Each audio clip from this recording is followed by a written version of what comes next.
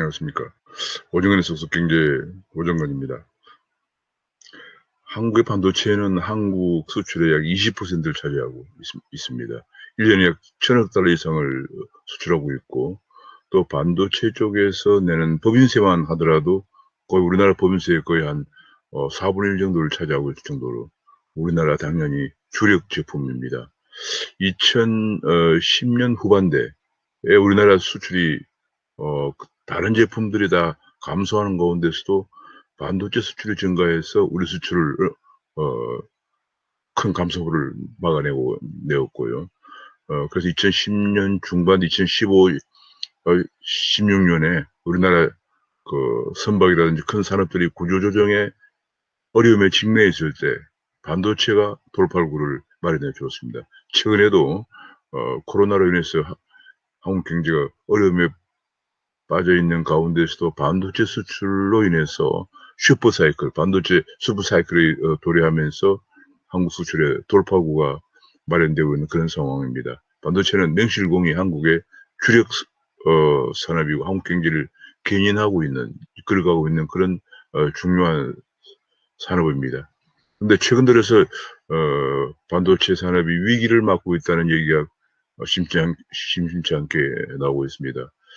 지금 미국도 다시 반도체에 도전하고 있고, 중국도 반도체 굴기를 외치고 있고, 또 대만도 또 반도체가 계속 주력 산업으로서 크게 성장하고 있고, 유럽도 다시 반도체를 지원하고 하면서 2030년까지 세계 반도체 20% 시장을 점유하겠다. 그런 그 야심을 보이고 있는 데 비해서 한국은 지금 정부에서 이렇다 산업 정책을 내놓고 있지 않은 상황입니다.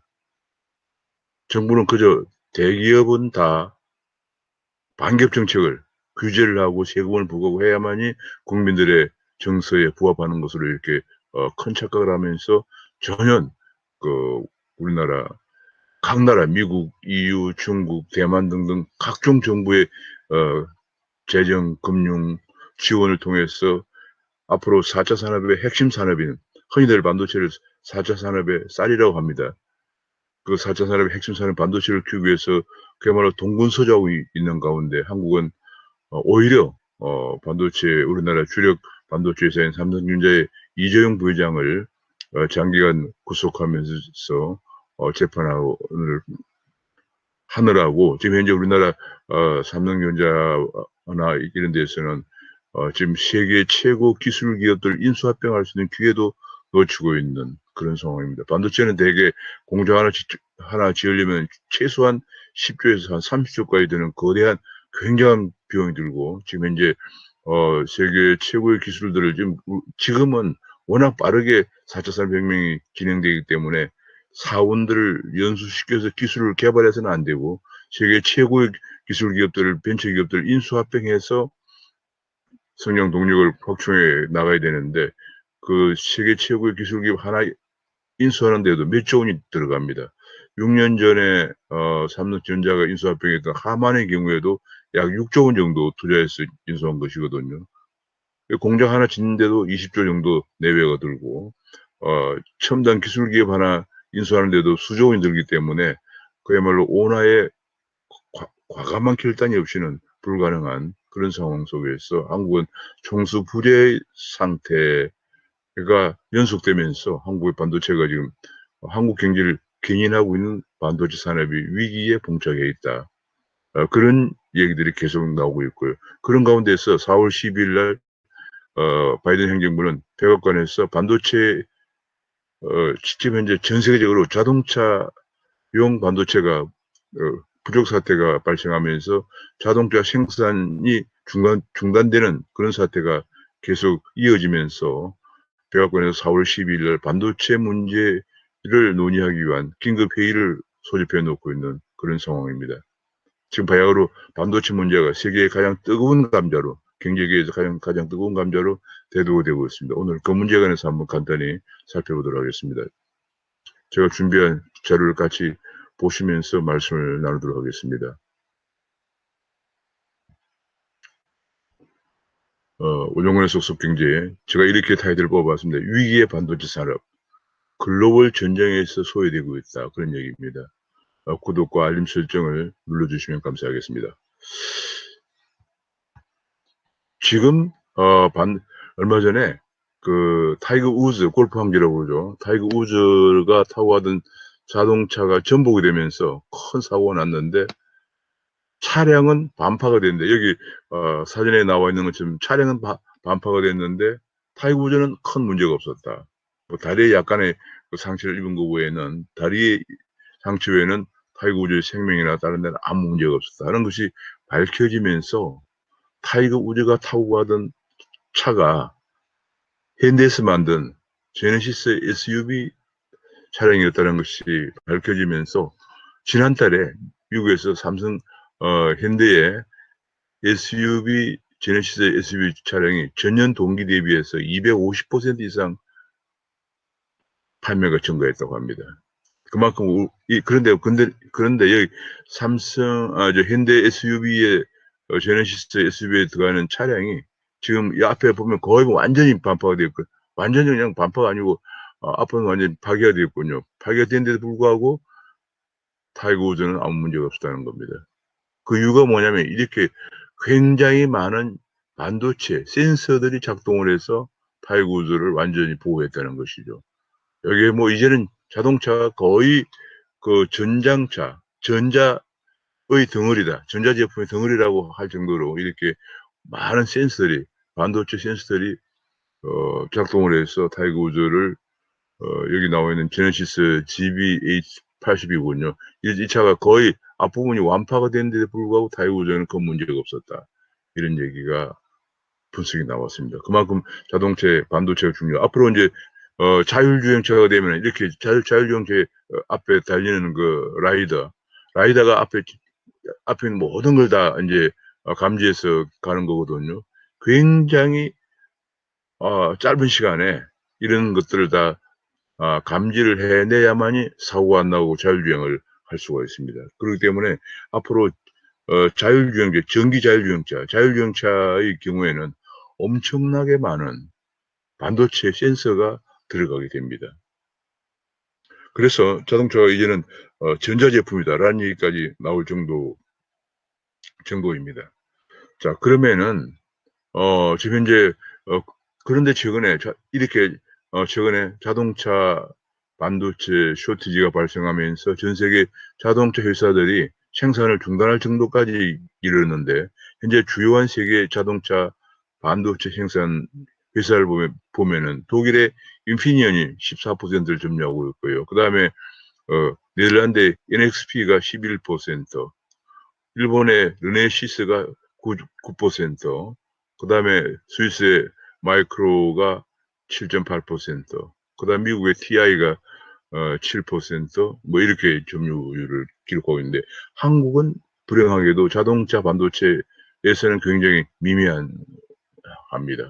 그런데 앞으로 이제 자동차 중에서 전장 부품의 비율이 앞으로 지금 이제 45%까지 올라갈 것이다. 그런 얘기 나오고 있습니다. 그러니까 자동차가 거의 이제 앞으로는 전자제품의 결합체가 움직이는 거죠. 그러면서 거의 반도체가 모든 센서를 작동해가지고 수많은 센서를 작동해서 이번에 타이거 우즈 같이 사고 나도 괜찮고, 그리고 사람이 운전대 손을 안 대도 다 센서가 감지하면서 사고가 안 나도록 그야말로 초저지연성이라고 합니다. 지연을 아주 완전히 낮춰준 지연성을 가진 반도체 센서가 작동을 해서 사고가 안 나도록 그렇게 하는 앞으로 자율주행차 시대가 도래하고 있습니다.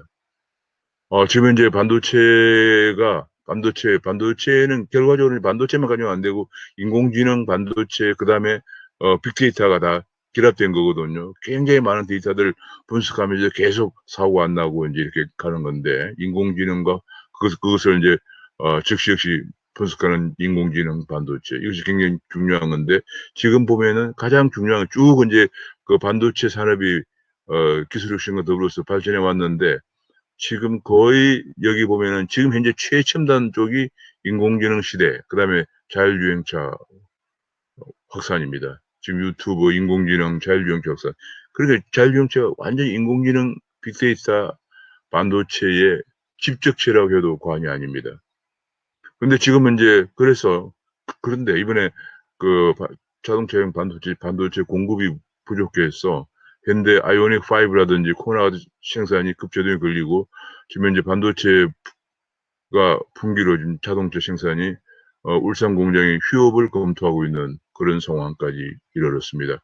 현대차도 생산 물량을 조정하고 있다. 그런 보도가 나오고 있고요. 지금 이번에 현대차 공장의 휴업을 일주일 중단할 경우에 6,000대 생산 차질 생긴다. 그런 얘기가 나오는데 지금 문제는 더 큰 문제는 이 반도체 수급 악화가 단기간에 끝날 수 있는 상황이 아니다. 그런 얘기가 나오고 있습니다. 지금 반도체 대란이 지금 보면은 이게 반도체가 지금 현재 2020년은 부분 자율주행이거든요. 부분 자율주행에는 주행 지원 프로그램의 낸드가 약 64기가 정도, 8기가에서 64기가 정도 필요한 데 비해서 2025년이면 고도 자율주행을 하게 되면 고도 자율주행은 이게 1테라바이트까지 필요합니다. 어마어마하게 많이 필요한 거죠. 1테라바이트는 1000기가를 말하는 거거든요. 그 다음에 2030년에 완전 자율주행 경우에는 2테라바이트가 필요하다, 반도체가. 낸드 반도체가 그만큼 필요하다는 겁니다. 그러니까 앞으로 엄청난 자동차용 반도체가 하다는 것을 전망이 나오고 있습니다. 자, 그래서 지금 현재 굉장히 자동차 반도체가, 구하기가 힘들다 보니까 이런 쇼티지 문제를 해결하기 위해서 적과의 동침도 하고 이게 뭐냐면 이제 한국에서 그 실리콘 워크스라는 게 LG 그룹의 반도체를 제공한 회사인데 이제 삼성 디스플레이에서 실리콘 워크와 지금 공급을 서로 협약을 하고 있다. 그런 얘기가 나오고 있습니다.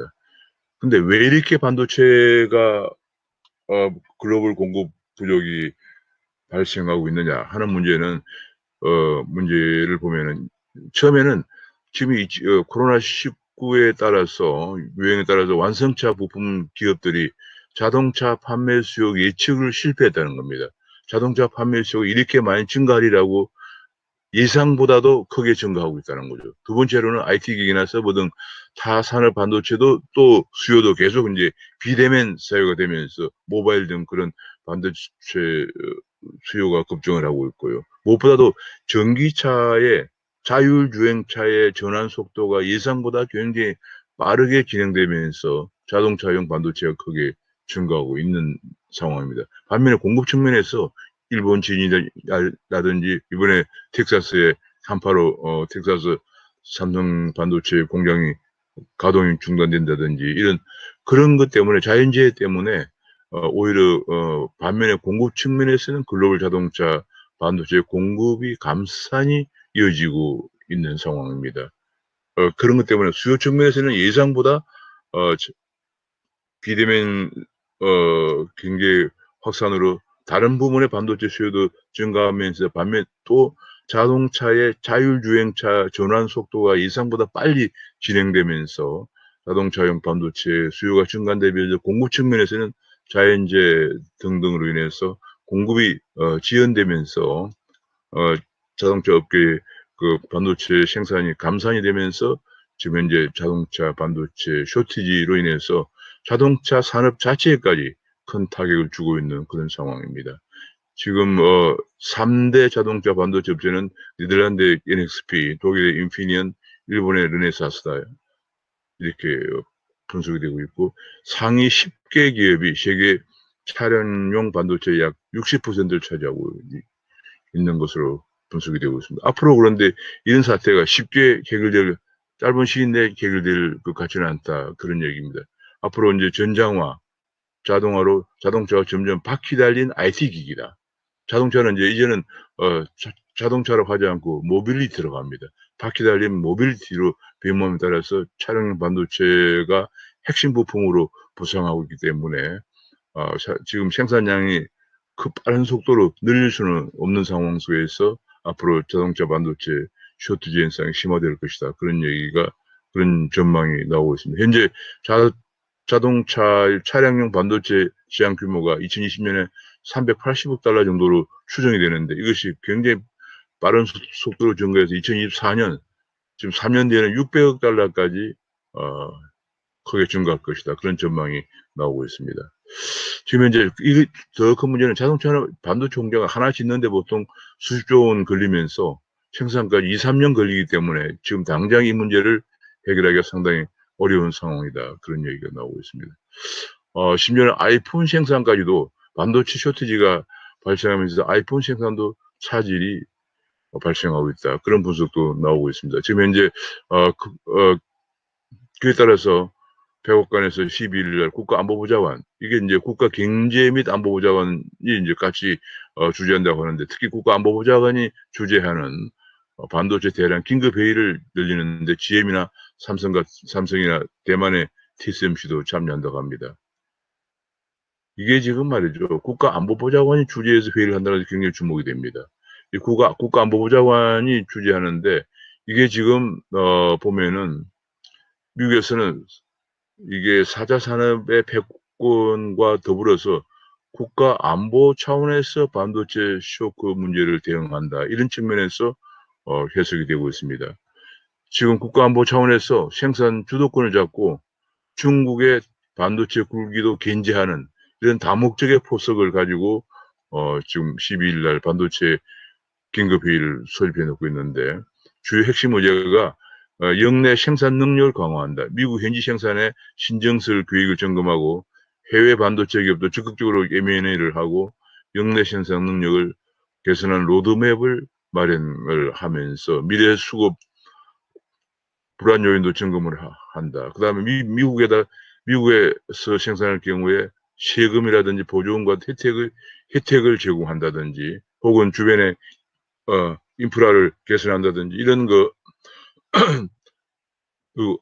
의제를 논의할 것이다. 그런 얘기가 나오고 있습니다. 현재 반도체 생산 능력은 대만이 20%, 중국이 전 세계에서 비중이 대만이 20%, 한국이 19%, 일본이 17%, 중국이 16%, 미국이 13%밖에 안 되는데, 미국이 이번에 대대적으로 이 부분을 지금 미국의 생산 능력을 제고하는데 목적을 두고 있다고 합니다. 그래서 왜냐하면 바이든 정부가 반도체를 안보 이슈로 보기 때문에 글로벌 공급망의 세판짜기에 돌입했다. 그런 얘기입니다. 지금 현재 한국의 삼성전자는 메모리 부문에서 1위이고 대만에서 TSMC는 파운드리 업체 1위거든요.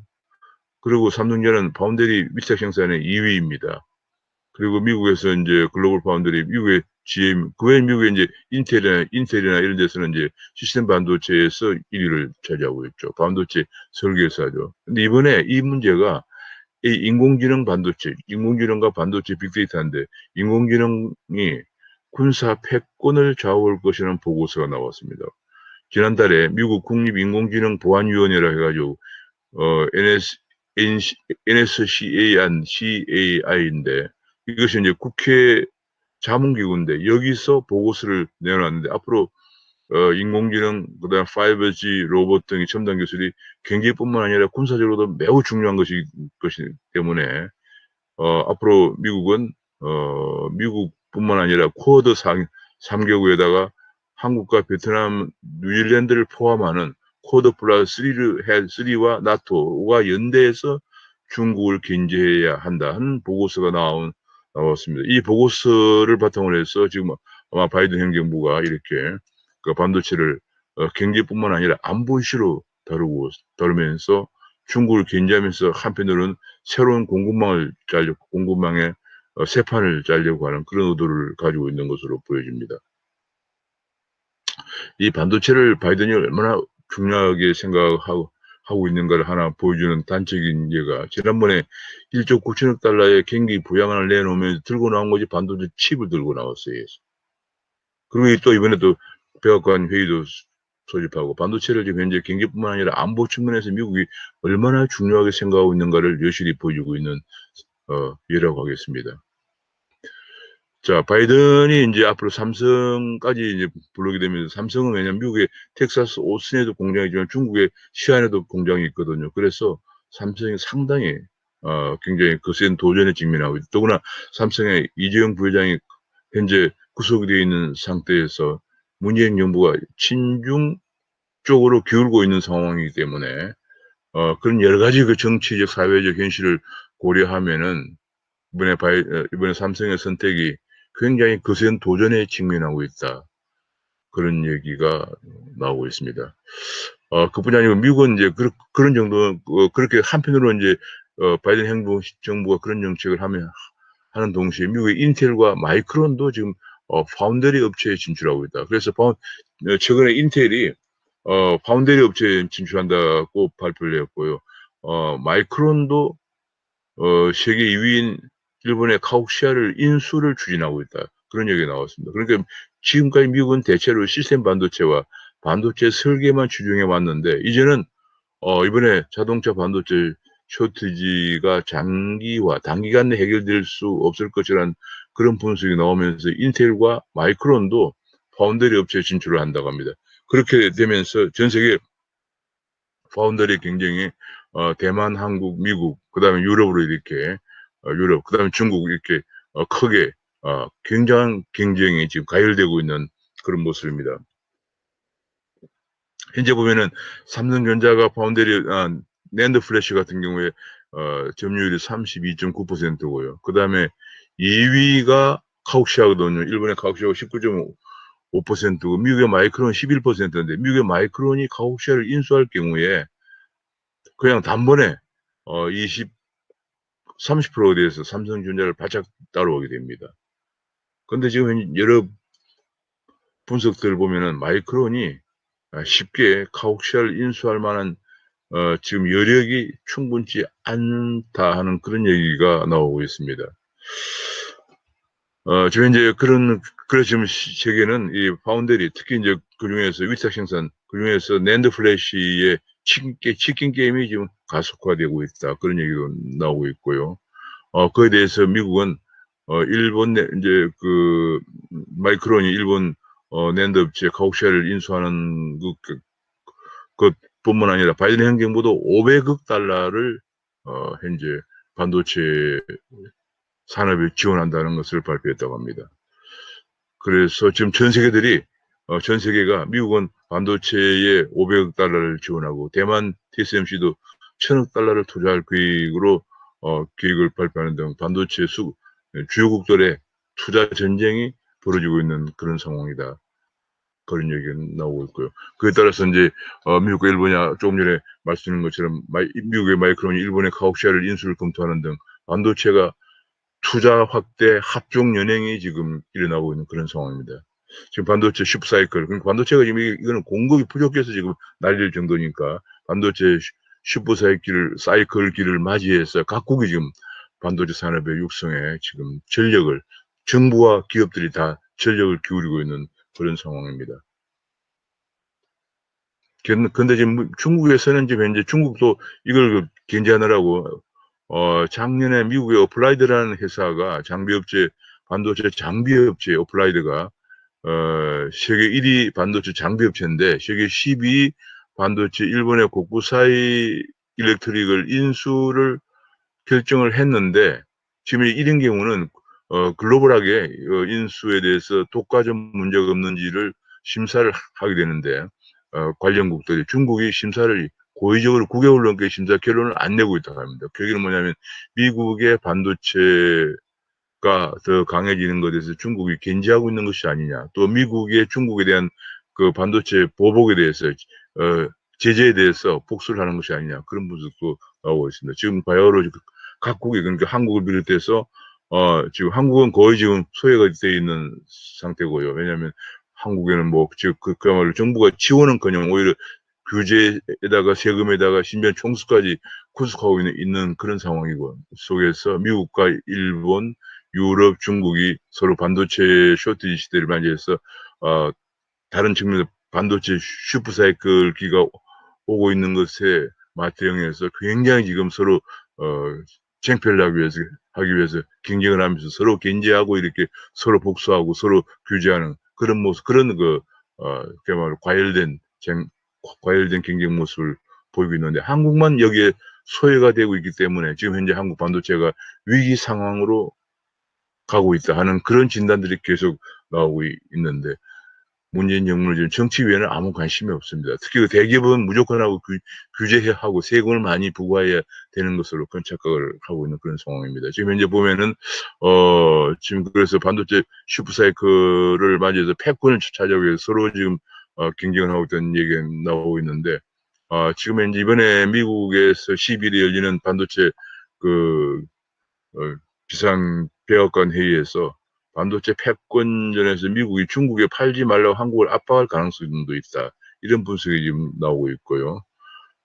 지금 한국은 그래서 미국과 G2, 미국과 중국의 패권 다툼에 끼어서 상당히 어려운 상황으로 갈 가능성도 있다는 그런 분석이 나오고 있습니다. 왜냐하면 한국은 지금 중국에도 공장이 있고 미국에도 공장이 있고 또 중국 시장도 크고 미국 시장도 큰데 이런 그 중국과 미국 간의 그 패권 다툼에서 한국 반도체가 상당히 정부도 또 우리나라 정부도 관심도 가지지 않고 있는 그런 속에서 지원이 전혀 없는 속에서 반도체 산업이 미국과 중국의 패권 다툼 속에서 상당히 그야말로 어려운 낀 상황이다. 그런 얘기가 나오고 있습니다. 지금 현재 한국은 규제를 너무 남발하고 있다. 한국은 그런 얘기가 나오고 있고요. 지금 현재 특히 세금 면에서 다른 나라에서 지금 현재 미국은 투자액의 40%를 지원해주고 있는데 비해서 한국은 3%밖에 지원해주고 있지 않고요. 이게 투자세 감면이죠.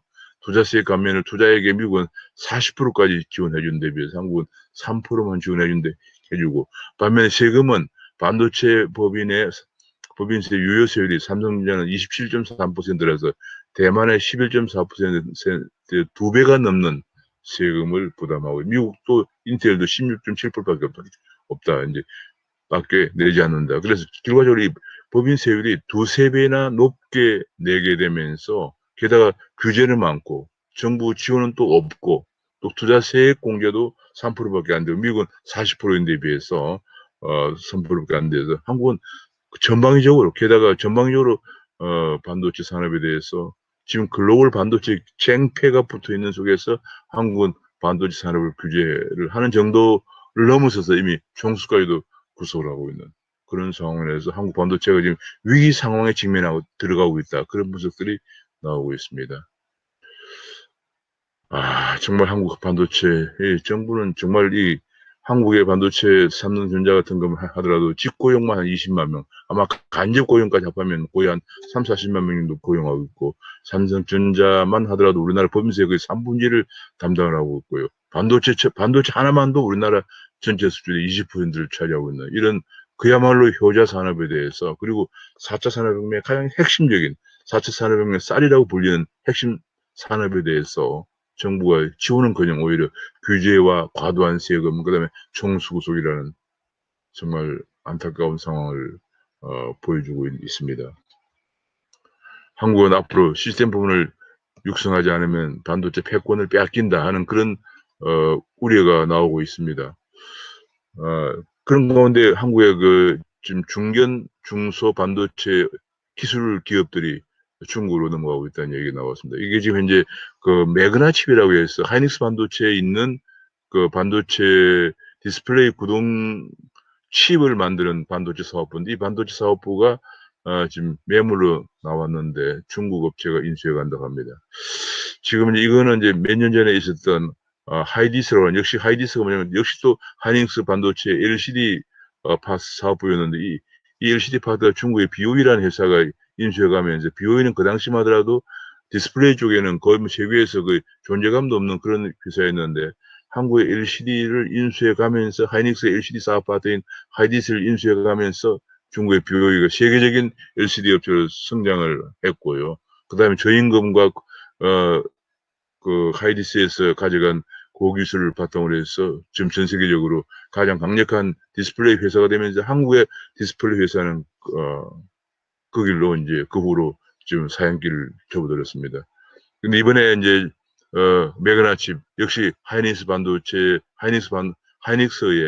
반도체의 사업부인 매그나칩은 디스플레이 구동칩을 만드는데 이것이 굉장히 그 올레드의 아주 핵심적인 반도체 사업이라고 합니다. 그러니까 지금 현재 중국은 이미 LCD 사업은 다 넘겨받았고 이제 그보다 더 첨단 산업인 올레드를 어떻게 하면 한국으로부터 기술을 이전받아서 발전시키나 하는데 광분하고 있는 가운데 이번에 하이닉스의 올레더의 핵심적인 기술을 갖고 있는 디스플레이 구동칩 사업부가 또 중국으로 넘어간다고 합니다. 정말 안타까운 일이 아닐 수 없습니다. 원래 하이닉스 자체가 굉장히 문제가 많은 회사였죠. 왜냐하면 지금 SK 하이닉스라고 해서 이제 반도체 부분에서 다행히 두각을 나타내고 있지만 그 전에 하이닉스는 계속 몇 년간 적자였거든요. 사실은 그것이 옛날에 1997년도에 사업 기업 간 구조조정을 하는 그런 과정에서 LG 반도체와 현대 반도체를 합하는 과정에서 그 당시 취약해도 현대 반도체가 LG 반도체로 합해지는 게 아니고 그 당시 현대가 북한의 정중 전 회장이 소떼를 몰고 방북하는 등 DJ 정부 대북 사업에 상당한 큰 힘을 실어주는 그런 상황이었는데 본이든 본이 아니든 간에 그런 상황. 본래 이제 그 정중 회장 고향이 이제 북한이기 때문에 그렇게도 합니다. 고향에 가느라고. 그렇지만 그것이 이제 김대중 대통령의 대북 사업에 큰 영향을 주었죠.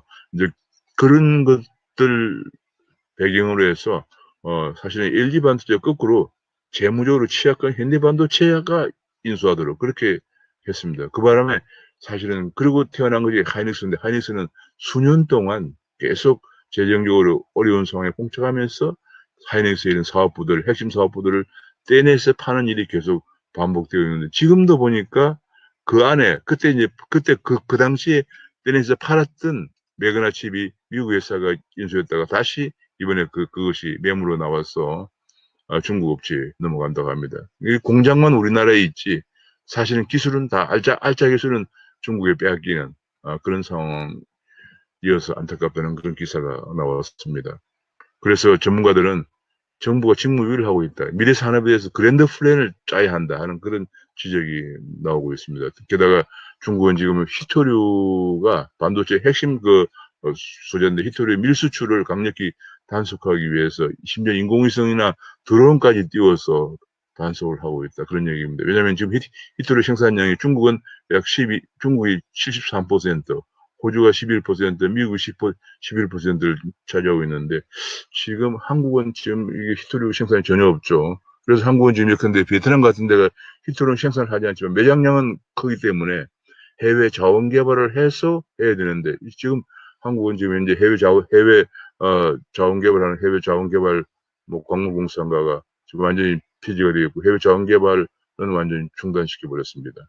그러니까 이게 지금 아까 앞에서 지적한 것처럼 전문가들이 지적한 것처럼 산업에 대한 그랜드 플랜이 전혀 없고요. 그다음에 대기업이라 하면 무조건 규제하고 무조건 세금 부과하고 하는 것이 국민의 정서에 맞는다고 착각을 하면서 양질의 일자리를 오히려 파괴하면서 한편은 반도체 같이 중요한 산업이 지금 이제 세계적으로 미국, 대만, 유럽, 중국이 일본이 쟁취하고 있는 가운데서 한국은 그런 속에서 소외되고 있는 안타까운 모습을 보이고 있습니다. 많은 전문가들은 이러다가 한국의 그야말로 지금 산업을 한국을 거의 견인하고 있는 반도체마저 위기로 가는 것이 아닌가 하는 그런 우려가 커지고 있습니다. 오늘은 그런 우려에 관해서 같이 말씀을 나눠봤습니다. 감사합니다.